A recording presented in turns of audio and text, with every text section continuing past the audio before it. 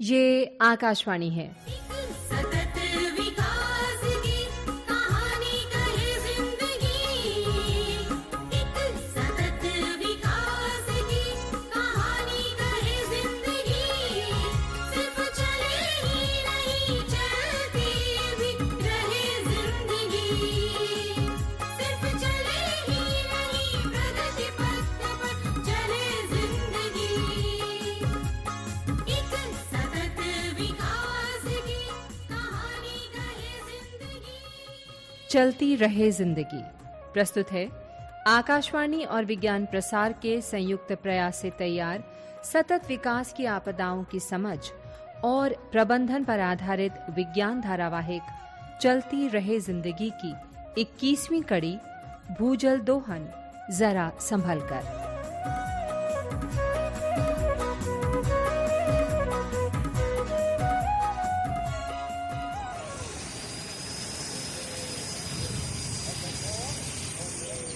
अरे तुम और खुदाओ यार, नीचे करो। तुम खो तो आएगा, पानी आएगा। अरे आ जाएगा। क्यों भाई मकसूद? अरे मशीन अभी तक चल रही है, पानी नहीं निकला का? बैठो राम बाबू भाई, बैठो। क्या बात है? हाँ? चेहरा पूरी तरह से उतरा हुआ लग रहा है तुम्हारा। हाँ? अरे का कहें राम बाबू, 80 फीट से ज्यादा की खुदाई कर चुके हैं, अभी तक पानी की एक बूंद नहीं दिख रही है।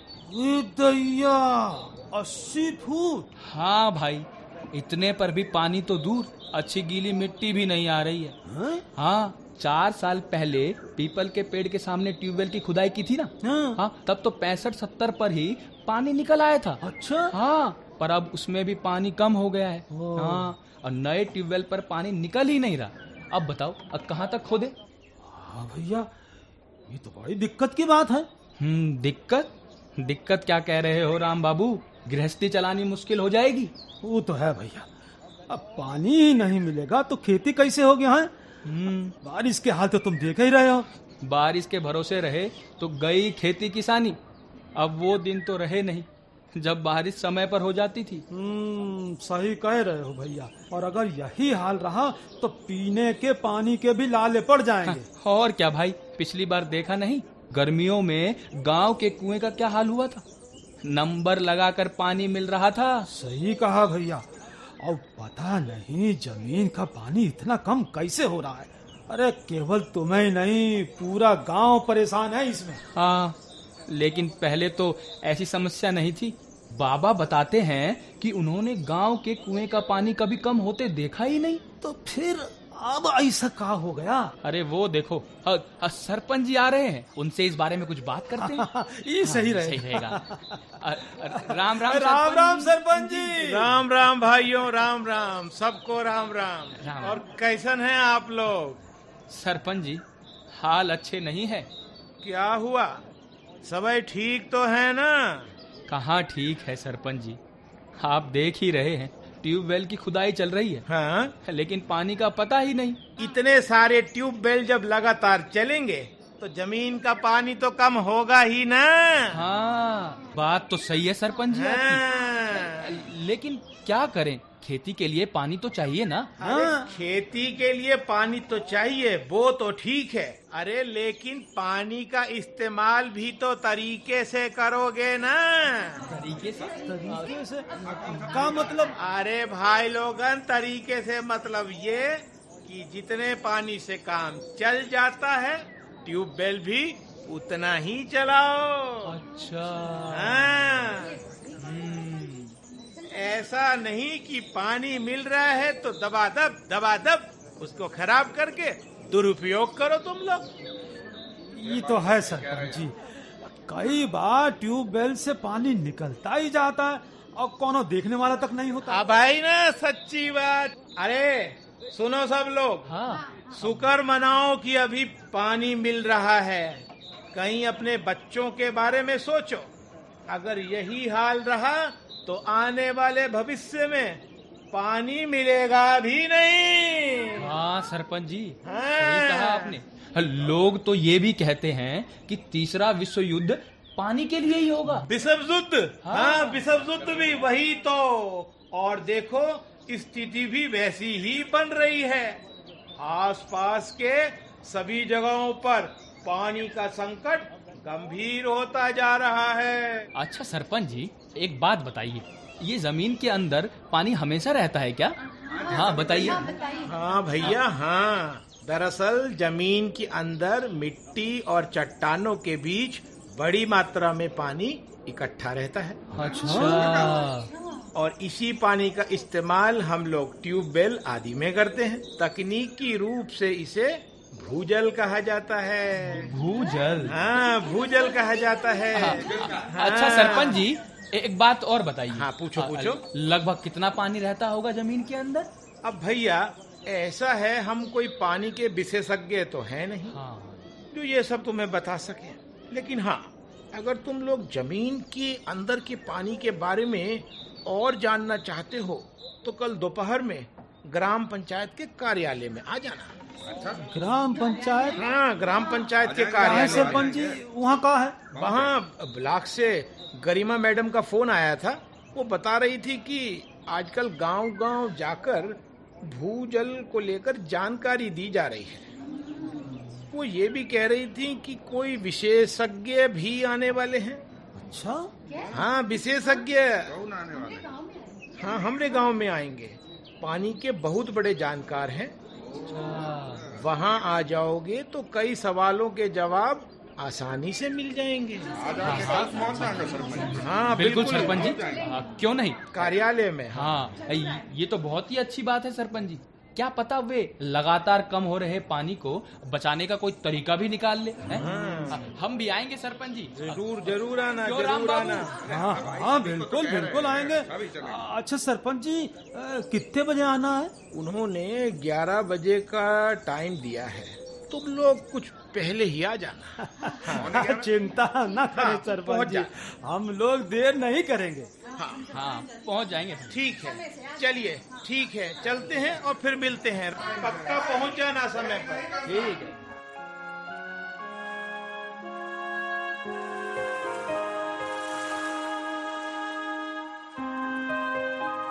अरे चलो, आओ आओ भाई, बैठो बैठो। अरे बैठो बैठो, अरे सब बैठो। अब तो वो लोग भी आ ही रहे होंगे। हम तो नीचे ही बैठे हैं। आओ आओ भाई, सब बैठो, अपना अपना स्थान ले लो। ले। वो बाबू साहब कब तक आएंगे? वो मैडम जी कब आएंगी? आने ही वाले हैं, आने ही वाले हैं। कुछ समय पहले मेरी बात हुई थी, बस किसी भी वक्त पहुंचते ही होंगे। अच्छा सरपंच जी। हाँ सरपंच जी, आपने बहुत अच्छा किया हाँ हाँ। कि गांव के दूसरे लोगों को भी बुला लिया। जमीन के अंदर के पानी के बारे में सभी को जानकारी मिल जाए। अरे ये लो, साहब लोग भी आ गए। शांत शांत, साहब लोग भी आ गए, साहब लोग भी आ गए। नमस्ते सरपंच जी। नमस्कार मैडम जी, नमस्कार। आइए आइए। नाम नाम मैडम जी। हम सभी लोग आपका ही इंतजार कर रहे थे। जी मैडम जी, आप वो पानी वाली दिक्कत से तो परिचित है ना? सरपंच जी, आप बिल्कुल भी चिंता मत कीजिए। जी जी जी इसके लिए मेरे साथ डॉक्टर मनोज आए हैं। जी। डॉक्टर मनोज पानी के ही जानकार हैं और आप सबकी तकलीफ दूर करने का कोई न कोई रास्ता जरूर निकालेंगे। डॉक्टर साहब को नमस्कार। राम राम जी, राम राम राम डॉक्टर साहब। राम राम जी, राम राम। राम राम राम राम राम राम। भाइयों और बहनों, नमस्ते। नमस्ते नमस्ते नमस्ते मैडम जी, नमस्ते। नमस्ते मैडम। भूजल संरक्षण को लेकर कुछ समय से एक कार्यक्रम संचालित किया जा रहा है, जिसके तहत गांव में लोगों को विभिन्न तरह की जानकारी दी जा रही है। इसीलिए हम लोग आज यहाँ आपके गांव आए हैं। आप लोग अपने सवाल हमारे सामने रख सकते हैं।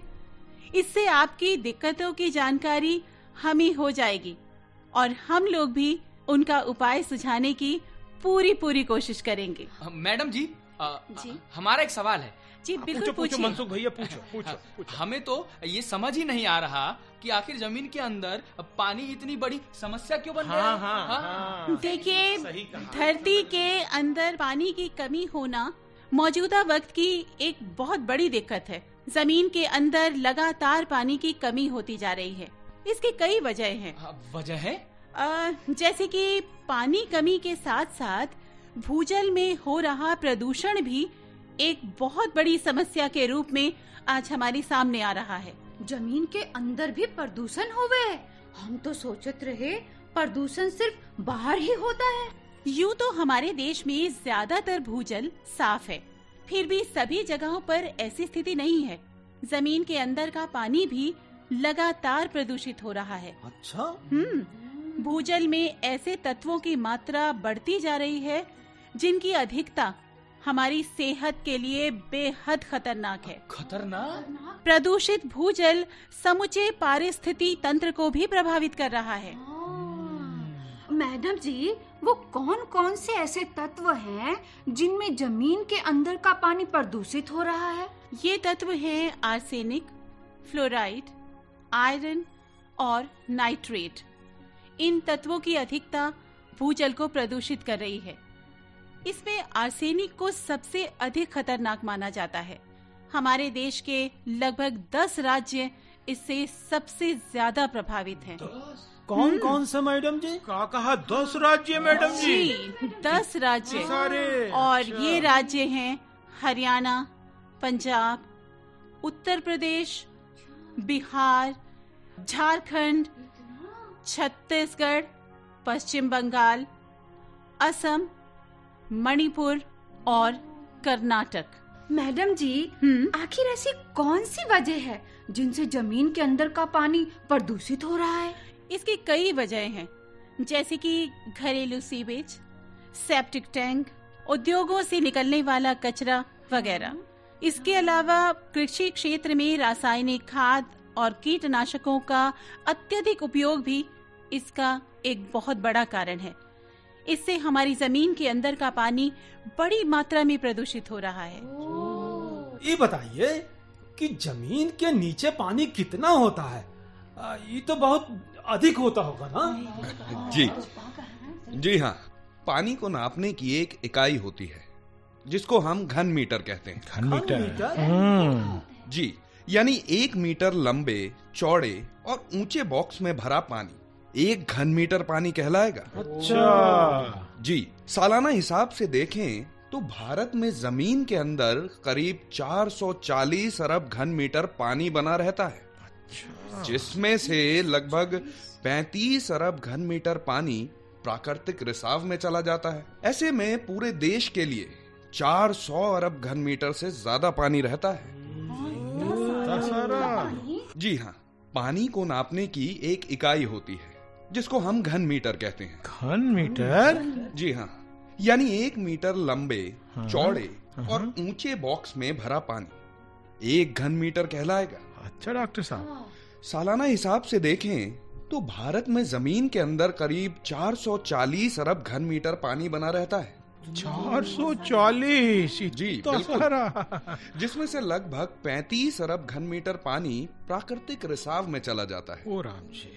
भाई, ऐसे में पूरे देश के लिए 400 अरब घन मीटर से ज्यादा पानी रहता है।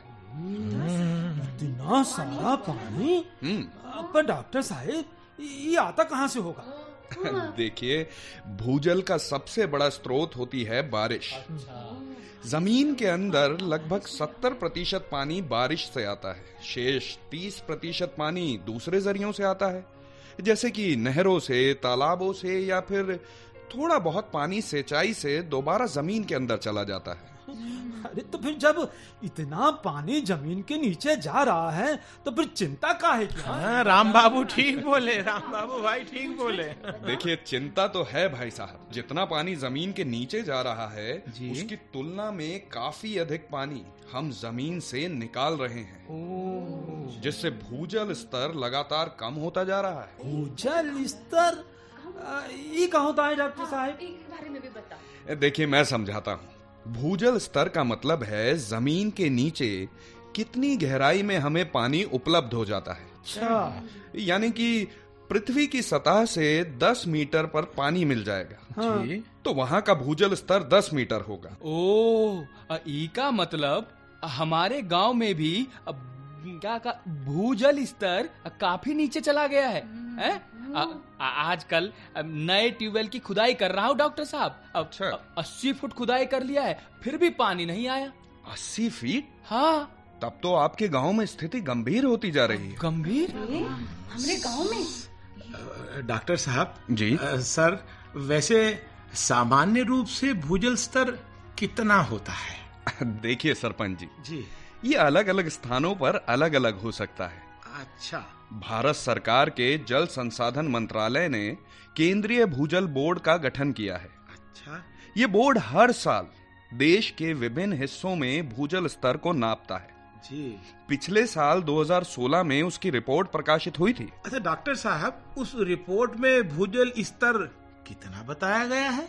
देखिए, इसके तहत देश के अलग अलग हिस्सों के 14,770 कुओं का अध्ययन किया गया। 14,770 कुओं का? जी बिल्कुल। अच्छा डॉक्टर साहब। और इसमें पाया गया कि देश का औसतन भूजल स्तर 2 से 20 मीटर तक है। हालांकि कुछ स्थानों में तो जल स्तर 100 मीटर से भी ज्यादा है। 100 मीटर से भी ज्यादा? 100 मीटर? ये तो बहुत ज्यादा गहराई हुई ना? हाँ जी हाँ, पूरे देश में सबसे अधिक जल स्तर महाराष्ट्र के अहमदनगर जिले में पाया गया। वहां जमीन से 153 मीटर की गहराई पर पानी मिला था। जी बिल्कुल।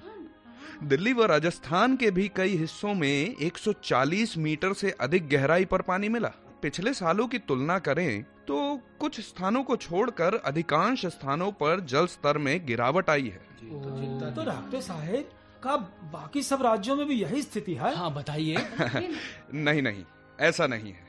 असम, आंध्र प्रदेश, हिमाचल प्रदेश, गुजरात आदि राज्यों के कुछ हिस्सों में भूजल स्तर 2 मीटर के लगभग है। वहां आसानी से पानी उपलब्ध हो जाता है। लेकिन अगर इस मसले पर ध्यान नहीं दिया गया तो वहां भी जल स्तर नीचे जाता रहेगा। तो डॉक्टर साहब, ये जल स्तर को बनाए रखने के लिए क्या किया जाना हाँ चाहिए? ये बताइए हमको। हाँ देखिए, सबसे पहले तो हमें भूजल को बनाए रखने के स्रोतों को बढ़ाना होगा। जैसे कि मैंने आपको पहले बताया था कि भूजल का सबसे बड़ा स्रोत है बारिश। हाँ बताया था। लेकिन बारिश का अधिकांश पानी बेकार बह जाता है। भाई, बहता हुआ पानी समुद्र में चला जाता है जो खारा होकर किसी काम का नहीं रहता। तो डॉक्टर साहब, कब बारिश का पानी भी रोका जा सकता है? हाँ हाँ, क्यों नहीं। हाँ बिल्कुल, क्यों नहीं। पहले तक हमारे गांव में बड़े बड़े गड्ढे होते थे जिनमें बारिश का पानी इकट्ठा हो जाता था और धीरे धीरे जमीन के नीचे चला जाता था। ये भूजल स्तर को बेहतर बनाने का एक अच्छा माध्यम था। मुझे याद है, मेरे मायके के गांव में भी कुछ ऐसे ही गड्ढे थे, लेकिन बाद में तो सब बर्बाद ही हो गए। उन गड्ढों के आसपास पेड़ पौधे भी लगाए जाते थे। अब तो वहाँ पेड़ भी दिखाई नहीं देते। बिल्कुल, पेड़ पौधे भी बारिश के पानी को रोकने का काम करते हैं। लेकिन अब तो अधिकांश स्थानों में न उस तरह के गड्ढे तालाब दिखाई देते हैं और न ही वैसे पेड़ पौधे, और इसका सीधा असर पड़ता है हमारे भूजल पर। बिल्कुल। जब जमीन के अंदर पानी ही नहीं पहुँचेगा तो जल स्तर तो घटता ही रहेगा। बिल्कुल सही। बिल्कुल सही कहा आपने। एक तो जमीन के अंदर पानी कम पहुंच रहा है और दूसरा भूजल का उपयोग लगातार बढ़ता जा रहा है। यदि रिचार्ज ज्यादा हो तब तो अधिक उपयोग भी नुकसानदायक नहीं है, लेकिन कम रिचार्ज व अधिक उपयोग से स्थिति लगातार चिंताजनक होती जा रही है। अच्छा, ऐसे तो जमीन के अंदर लगातार पानी कम होता रहेगा। हैं? डॉक्टर साहब जी, क्या कोई ऐसा तरीका भी है जिससे हमें पता चले कि पहले जमीन के अंदर पानी की क्या स्थिति थी और अब क्या है? हाँ, ये बताओ। जी हाँ, बिल्कुल है। भूजल दोहन प्रतिशत के जरिए इसे समझा जा सकता है। मतलब? कैसे समझा जा सकता? देखिए, मतलब ये कि किसी इलाके में कुदरती तौर पर वहां की धरती के अंदर जितना पानी गया उसका अंदाजा लगा लिया जाता है। इसके बाद ये जाना जाता है कि वहां धरती के अंदर से साल भर में हमने कितना पानी विभिन्न उपयोग के लिए निकाला। अच्छा। भाई, पानी के जमाव और निकासी के इस संबंध के प्रतिशत को ही हम भूजल दोहन प्रतिशत कहते हैं। डॉक्टर साहब, अब बात कुछ सही ढंग से समझ में नहीं आई। हाँ डॉक्टर साहब। अच्छा, देखिए मैं दूसरे तरीके से समझाता हूँ। देखिए, माना किसी वर्ष विभिन्न स्रोतों से जमीन के अंदर 100 लीटर पानी पहुंचा। यदि उसमें से हम 70 लीटर तक पानी निकालें तो वहां भूजल दोहन 70% कहलाएगा। अच्छा। भाई, जिसे सुरक्षित माना गया है। लेकिन अगर हमने 100 लीटर रिचार्ज की तुलना में 120 लीटर पानी निकाल लिया तो भूजल दोहन 120 कहलाएगा, जो कि एक बेहद गंभीर स्थिति होगी। तो डॉक्टर साहब ये तो वही बात हुई ना, ये आमदनी 98 और खर्चा रुपया। हाँ राम बाबू सही कहा। डॉक्टर साहब जी का सही में कहीं पे ये आंकड़ा 100 से भी पार हो गया है? जी हाँ बिल्कुल। दिल्ली, हरियाणा, पंजाब व राजस्थान, देश के ये 4 राज्य ऐसे हैं जहां रिचार्ज की तुलना में जमीन के अंदर से अधिक पानी निकाला जा रहा है। इन सभी राज्यों में स्थिति काफी गंभीर होती जा रही है। डॉक्टर साहब ये बताएं, इसके अलावा अन्य राज्यों की स्थिति क्या है? देखिए सरपंच जी, उत्तर प्रदेश, हिमाचल प्रदेश, पुडुचेरी और तमिलनाडु में भी स्थिति चिंताजनक है। ये राज्य 70% के सुरक्षित दायरे से अधिक पानी जमीन से निकाल रहे हैं। जिस तेजी से अधिक पानी निकालने की प्रवृत्ति बढ़ रही है जी, वो भविष्य के लिए एक बड़ा खतरा बन सकता है। सही कह रहे हैं डॉक्टर साहब। यदि इतना अधिक पानी का उपयोग होता रहा तो भविष्य के लिए तो पानी बचेगा ही नहीं। बिल्कुल सरपंच जी। लेकिन डॉक्टर साहब, पानी का इतना अधिक उपयोग होता कहाँ होगा? मनसुख भाई, हाँ, आपको शायद ये जानकर हैरानी होगी कि आप लोग भी भूजल का काफी ज्यादा ही इस्तेमाल करते हैं। हम लोग? जी जी बिल्कुल। हम लोग तो बस सिंचाई ही तो करते हैं इससे। हाँ सही कहा आपने। अब हम अपने प्रदेश उत्तर प्रदेश की ही बात करें, हाँ, तो यहाँ की करीब 70% सिंचित खेती भूजल संसाधनों पर ही तो निर्भर है। हाँ, अब वो तो ठीक है, लेकिन और लोग भी तो भूजल का इस्तेमाल करते होंगे ना? हाँ हाँ बिल्कुल, क्यों नहीं करते होंगे। हमारे राज्य में पीने के पानी की करीब 80% जरूरत भी भूजल से ही पूरी होती है। और इसके अलावा कल कारखानों और तमाम उद्योगों में जो पानी इस्तेमाल होता है उसकी 85% आपूर्ति जमीन के अंदर के पानी से ही होती है।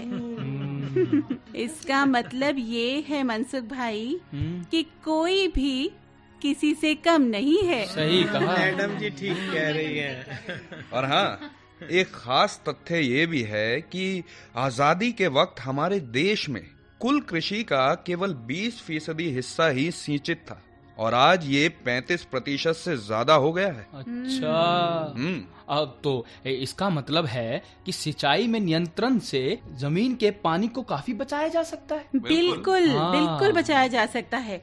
और इसके लिए सिंचाई के तरीकों को भी बदलने की जरूरत है मनसुख भाई। कुछ सालों से नहर, तालाब आदि से सिंचाई करने की प्रवृत्ति कुछ कम हुई है। बिल्कुल। और एक अध्ययन के मुताबिक हमारे देश में हर साल करीब 230 घन किलोलीटर पानी जमीन से निकाला जाता है और इस पानी का करीब 60% उपयोग खेती में सिंचाई के लिए किया जाता है। लेकिन मैडम जी, जब गांव में तालाब ही नहीं बचे और नहरों में पानी ही ना हो तो हम लोग भी भला क्या करें? हाँ, बिल्कुल ठीक कहा आपने हीरा बहन। शहरों की हालत तो इससे भी ज्यादा खराब है। वहाँ भले ही लोग खुद धरती से पानी कम खींच रहे हों, लेकिन दूर दूर से जमीन के अंदर से निकाला हुआ पानी पाइपों के जरिए शहरी लोगों के घरों तक पहुंचता है। बिल्कुल। और देखिए, गाँव के तालाबों को बचाने की जिम्मेदारी भी तो आखिर हमारी ही है। बिल्कुल हमारी है। और यूं भी सिर्फ सरकारी योजनाओं की बदौलत सब कुछ नहीं हो सकता भाई, जब तक कि उसमें जनता की भागीदारी ना हो। तालाबों और नहरों के बारे में कोई दिक्कतें हों तो भी आप हमसे बात कर सकते हैं। ठीक है डॉक्टर साहब। हाँ तो फिर ठीक है। हमने ध्यान अब ये रखना है कि जमीन के अंदर का पानी हम लोग बर्बाद ना करें। हम बिल्कुल नहीं करेंगे। और मैं तो ये कहूंगी कि किसी भी स्रोत के पानी को बर्बाद करने से हम सबको ही रोकना होगा। बिल्कुल करीम जी। आप सही कह रही हैं मैडम जी, आप सही कह रही हैं। ऐसा तो हम अपने गांव में भी देख सकते हैं। ट्यूबवेलों की संख्या लगातार बढ़ रही है जी, और नहरगुल, तालाब आदि की ओर कोई ध्यान ही नहीं देता। सरपंच जी, हमें न सिर्फ पुराने तालाबों की सुध लेनी होगी, जी मैडम, बल्कि हमें नए तालाबों के निर्माण पर भी ध्यान देना होगा। जी मैडम जी। बारिश के पानी को जमा करने के लिए चेक बांध बनाकर, नए नए जंगलों को पनपाकर और मौजूदा जंगलों को बचाकर हम भूजल स्तर को कायम रख सकते हैं। बिल्कुल।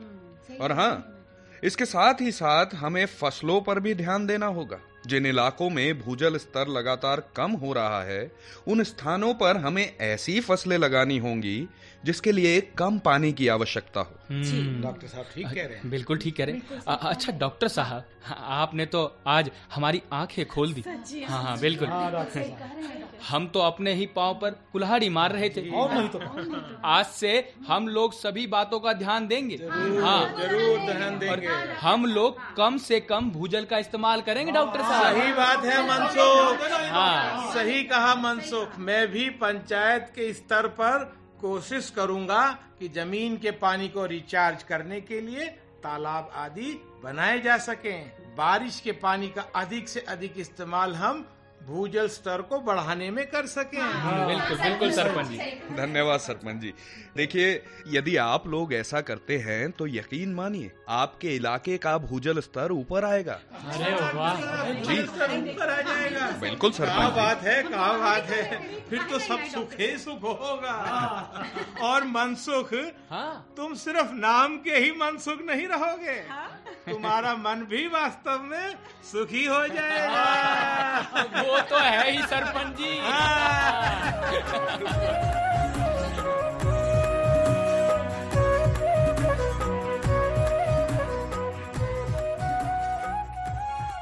चलती रहे जिंदगी।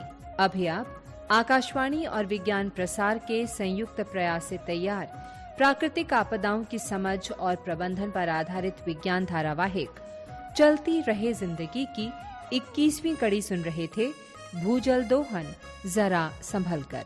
समन्वय दिलीप झा, डॉक्टर आर गोपीचंद्रन और डॉक्टर बी के त्यागी। आलेख श्रीनिवास ओली। निर्देशन काजल सूरी। प्रस्तुति सहायक नेहा टक। भाग लेने वाले कलाकार थे किशोर सहजानी, गौतम जायसवाल, अरुण कोचर, शालू, नितिन गुप्ता और सविता शर्मा। साथियों, अभी जाइए नहीं, अब समय है आपसे किए जाने वाले सवालों का। हम आपसे 2 प्रश्न पूछेंगे। सही उत्तर भेजने वाले श्रोताओं को लकी ड्रॉ द्वारा निकाले गए परिणामों के आधार पर विज्ञान प्रसार द्वारा आकर्षक पुरस्कार दिए जाएंगे। हमारा आज का पहला प्रश्न है, भूजल स्तर के नीचे जाने के कारण क्या हैं? भूजल स्तर के नीचे जाने के कारण क्या हैं? और दूसरा प्रश्न है, भूजल संरक्षण के उपाय क्या हैं? प्रश्न एक बार फिर, भूजल संरक्षण के उपाय क्या हैं? हमारा पता नोट करें।